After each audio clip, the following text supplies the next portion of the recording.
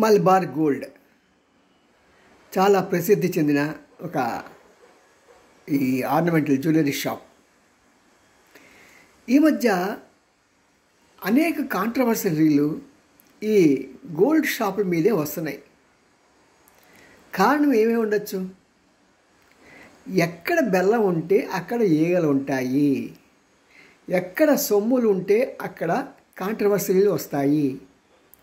ప్రత్యేకంగా ఈ మలబార్ గోల్డ్ యొక్క సమస్య ఏంటంటే, ఒక యూట్యూబ్ ఇన్ఫ్లుయెన్సర్ ఆవిడ పాకిస్తాన్కి చాలా ఫర్గా ఉండి ఆవిడ చేత వీళ్ళు అడ్వర్టైజ్మెంట్ చేయించుకుంటున్నారు వాళ్ళ మలబార్ గురించి, మలబార్ జ్యువెలరీ షాప్ గురించి.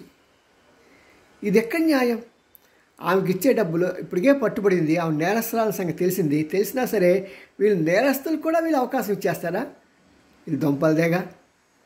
వ్యాపారం అంటే వ్యాపారమే తప్పించి దేశం ఏం పోయినా పర్వాలేదా? మీకోసమా మన సైనికులు అక్కడ టెర్రరిస్టులకి అక్కడ ఉన్న వీళ్ళందరి కోసం అంత చలిలో వాళ్ళు పాటుపడేది, వాళ్ళ ప్రాణాలు తెగించేది.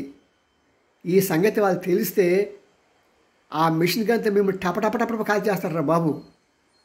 దుర్మార్గులారా, మీ వ్యాపారం కోసం, మీ వ్యాపార లాభాల కోసం దేశ ప్రయోజనాల పరంగా పెట్టి వ్యాపారమే పరమావధి అనుకుంటూ, డబ్బే పరమావధి అనుకొని ప్రతి ఒక్క ఈ దేశ వ్యతిరేకను కూడా మీరు వాడుకుంటారా?